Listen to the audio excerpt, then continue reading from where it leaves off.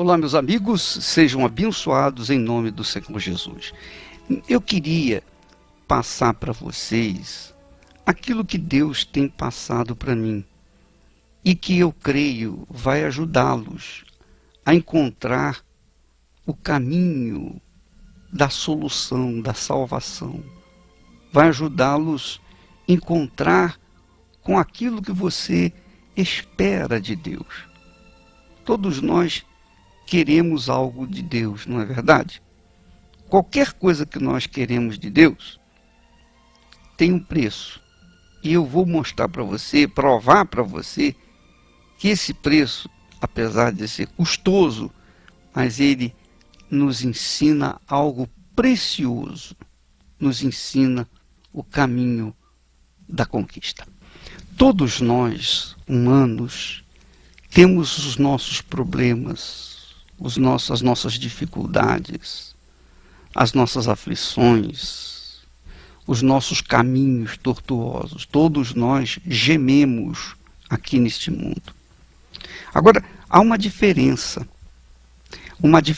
entre aqueles que gemem e morrem gemendo e aqueles que gemem, mas acabam saindo dos gemidos e curtindo a sua vitória.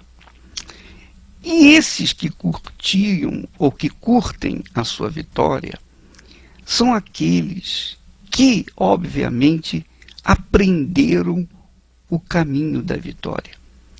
E se você olhar o passado, se você ler a Bíblia e ver a história do povo de Israel, se você posicionar-se como uma pessoa pesquisadora daquilo que aconteceu com o povo hebreu, você há de convir que o segredo dele, apesar das suas desobediências, das suas rebeliões, apesar dos seus pecados, mesmo assim, foi um povo escolhido por Deus.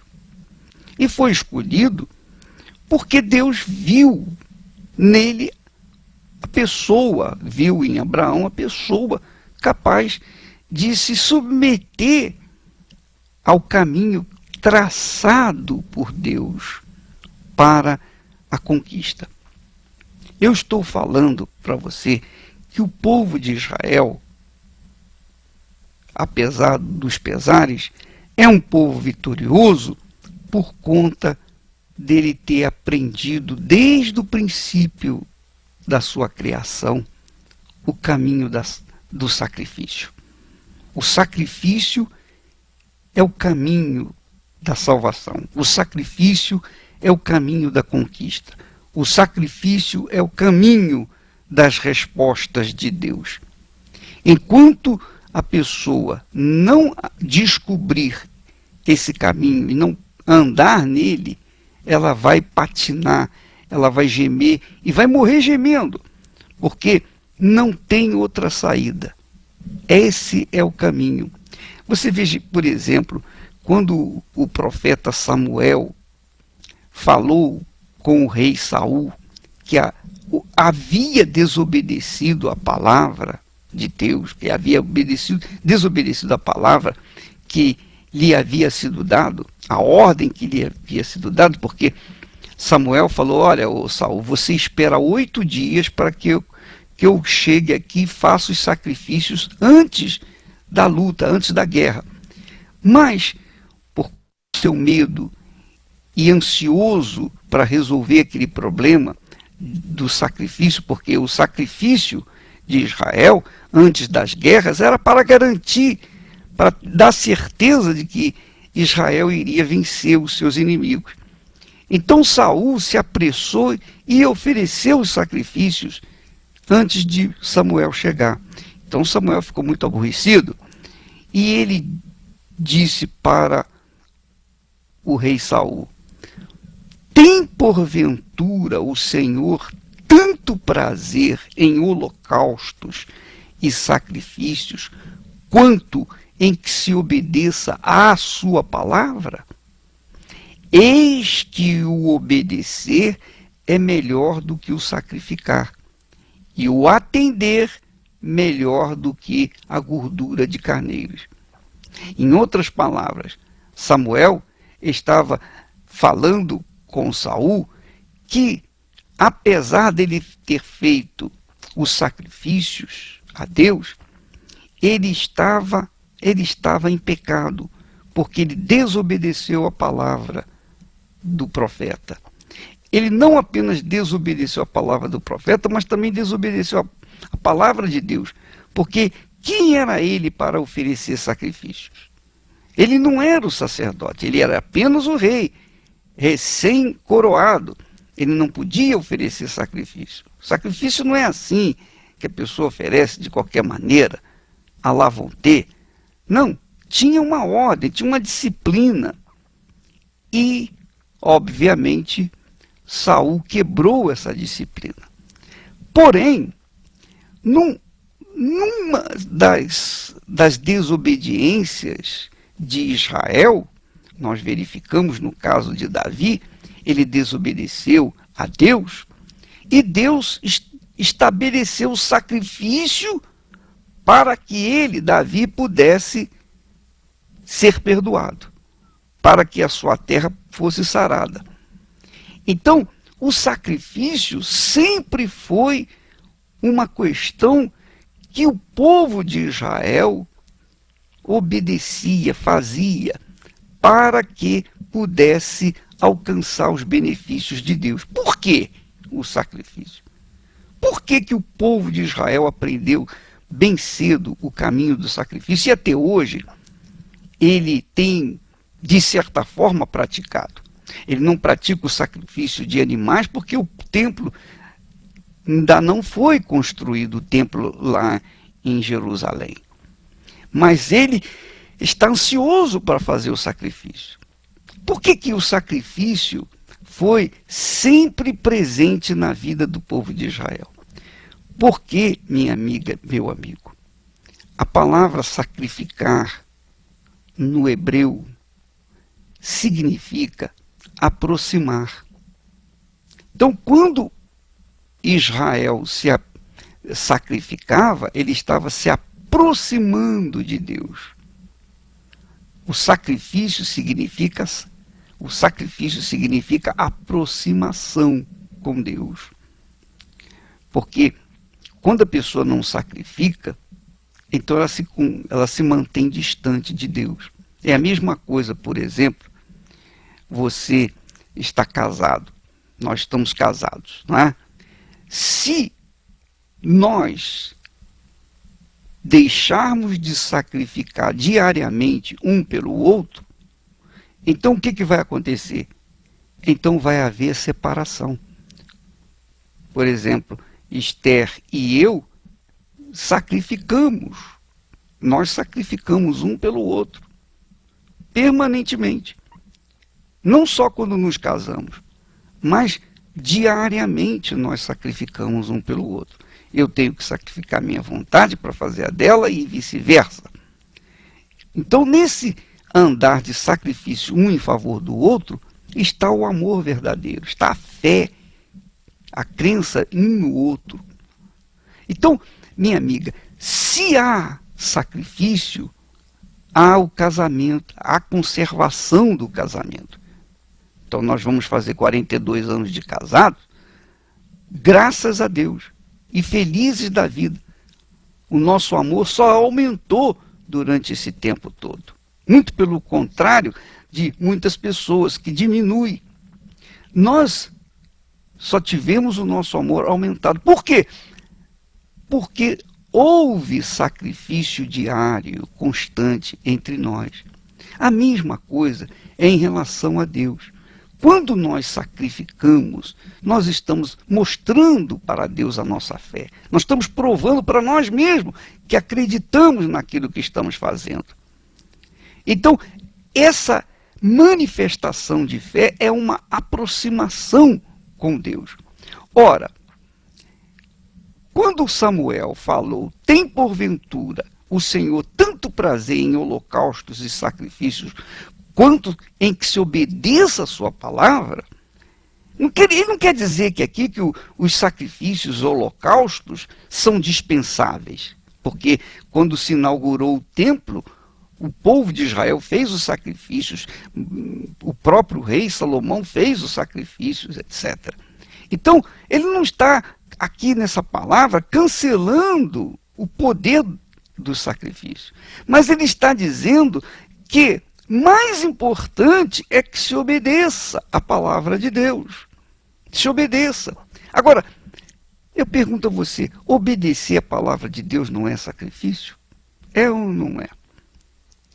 Veja, por exemplo, muitas pessoas não fazem sacrifícios, mas, obviamente, elas acreditam que o sacrifício de Jesus já foi suficiente. Mas, minha amiga, meu amigo, Jesus fez o sacrifício, mas antes ele falou, quem quiser vir após mim, negue-se a si mesmo. Tome a sua cruz e siga-me. E eu pergunto a você, esse tomar a cruz, quem quiser vir após mim, negue-se a si mesmo. Esse negar a si mesmo, tomar a cruz e seguir Jesus não é sacrifício? Não é sacrifício? Foi Jesus quem mandou fazer esse tipo de sacrifício. Então, obedecer a palavra de Deus é sacrifício. E muitas pessoas fazem o sacrifício, quer dizer, entre aspas, tipo o sacrifício de Saul, quando são religiosas, quando frequentam a igreja, quando são assíduas nas igrejas. Né? Elas praticam a sua ida na igreja, a sua ida e vinda na igreja, e acham que isso é um sacrifício maravilhoso, que é suficiente para cobrir os seus pecados. Mas não é não, minha amiga, meu amigo. O grande sacrifício é a obediência à palavra de Deus. E quando uma pessoa obedece à palavra de Deus, quando ela nega a sua carne, ela nega a sua carne que é o que não presta, a sua carne que é outra mulher, a sua carne que é outro homem, a sua carne que é desistir do primeiro casamento e fazer o segundo casamento, e depois o terceiro casamento. A sua carne fica de olho na mulher dos outros, ou no marido dos outros. Então, o que é isso, senão um enorme pecado contra a palavra de Deus? Ora, e as pessoas fazem isso a 3x2, tá sempre fazendo isso, a toda hora. Você sabe disso. E dentro das igrejas, inclusive pastores, ministros, é uma verdadeira esculhambação. Por quê? Porque essas pessoas se negam obediência à palavra de Deus. Mas, quando eles ouvem os pastores da Universal falarem sobre sacrifício, eles cantam bem alto, tocam a trombeta. Mas é melhor obedecer do que sacrificar. É isso mesmo, melhor obedecer do que sacrificar. Mas você nem sacrifica, nem obedece. E, na realidade, quando obedece, está sacrificando. E quando não obedece, não está sacrificando. Então, como é que pode haver comunhão, aproximação com Deus, sem essa obediência, sem esse sacrifício, sem esse tipo de obediência, ou tipo de sacrifício? Então, nós aprendemos a sacrificar. E quando sacrificamos, quando colocamos o sacrifício em atividade, em exercício, nós estamos nos aproximando de Deus. E nos aproximando de Deus, nós temos o direito de receber as suas bênçãos. Então, você verifica quantos são os crentes que vivem fracassados, porque são desobedientes. Eles gritam bem alto, bom som. Não, sacrifício, Jesus já fez o sacrifício e eu não tenho que sacrificar, porque Jesus já sacrificou por mim. É isso mesmo, Jesus sacrificou para perdoar o seu pecado. Agora, para você manter a sua vida limpa, você tem que permanentemente viver no sacrifício. Jesus morreu para lavar-nos dos nossos pecados, mas nós temos que morrer para este mundo. E isso, minha amiga, meu amigo, é sacrifício. E sacrifício diário, porque morrer para o mundo é você estar morto. Você tem que estar morto para o mundo todo o tempo da sua vida, até a sua morte definitiva. É ou não é? Agora, se você dá vazão aos instintos da sua carne, se você satisfaz aos prazeres da carne, eu pergunto a você, você está obedecendo? Não. Portanto, você está contrariando a Bíblia que você tanto crê. É melhor obedecer do que sacrificar. Você não obedece e nem sacrifica. E, na realidade, se você obedecesse, você estaria verdadeiramente sacrificando. E esse sacrifício é o que nos leva a uma comunhão com Deus, uma aproximação com Deus. Conforme eu já disse inicialmente, se você está casado com uma pessoa, você vive com uma companheira ou com um companheiro, se não há sacrifício da sua parte para com ela e vice-versa, não tem casamento. É ou não é? Você que desfez o casamento, por que houve separação? Houve separação entre você e o seu parceiro ou a sua parceira, ou o seu marido ou a sua esposa, porque deixou de haver o sacrifício, ou os sacrifícios. E não adianta o sacrifício apenas de um, tem que haver sacrifício de ambas as partes. Jesus sacrificou por mim, mas se eu não sacrificar por ele, então não há aliança entre nós, não há casamento entre nós. A mesma coisa, se eu sacrificar, a Esther não sacrificar, nosso casamento vai por água abaixo. Eu não tenho mínima dúvida disso. Agora, quem ama, sacrifica. Quem tem fé, sacrifica. É lógico, não tenha dúvida. Então, por conta do nosso verdadeiro amor, da nossa fé, nós acreditamos um no outro, então nós sacrificamos um pelo outro para haver essa, digamos, harmonia entre nós. Graças a Deus. Minha amiga, meu amigo, você é casada, você é casado, então o caminho é o sacrifício.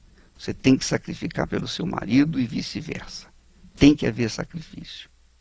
Tem que haver sacrifício. Mesmo, mas eu sacrifico, ele não sacrifica. Minha filha, meu amigo, são outros 500.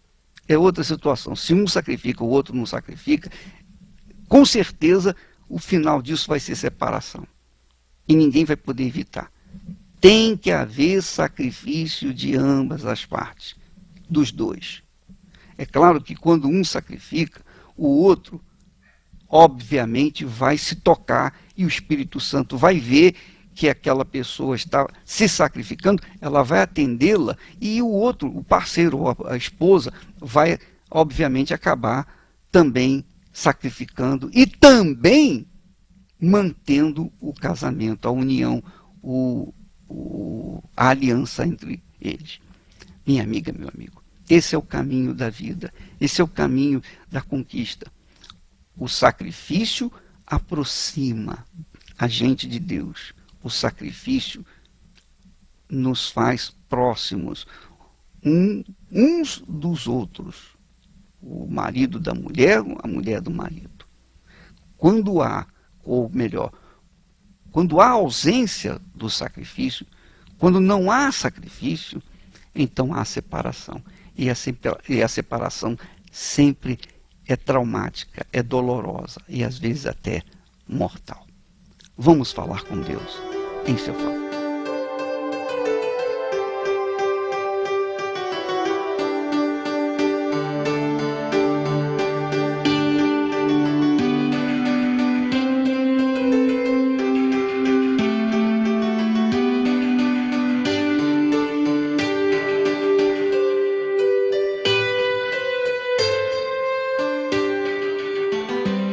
Em nome do Senhor Jesus, meu Pai, eu peço que o Senhor venha iluminar o entendimento dessas pessoas, porque elas vão ter oportunidade de ouvir esta mesma mensagem sobre o sacrifício outras vezes, outras tantas vezes, para que elas possam, então, entender que não há como haver comunhão contigo, relacionamento contigo, sem a fé sacrificial, a fé que exige o sacrifício.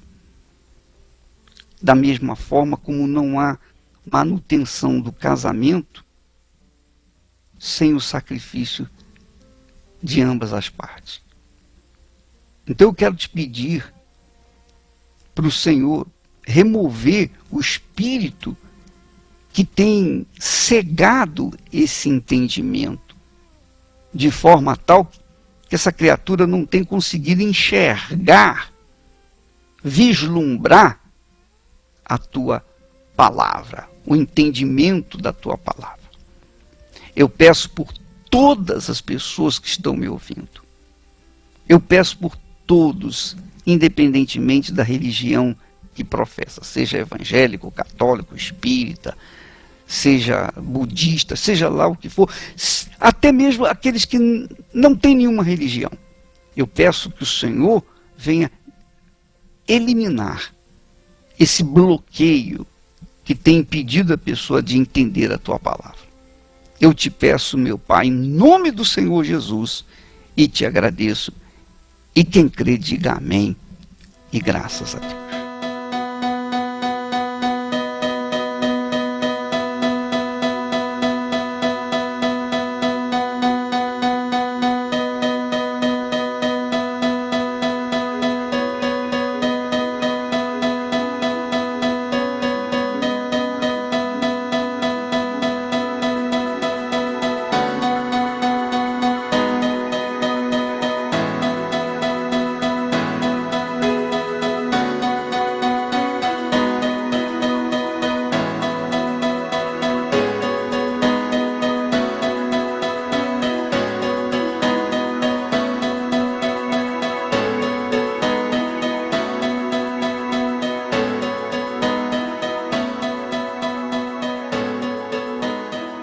Graças a Deus. Minha amiga, meu amigo, no dia 19 de abril, sábado de aleluia, nós estaremos numa grande concentração em favor da mulher. É o dia não internacional da mulher, mas o dia universal da mulher.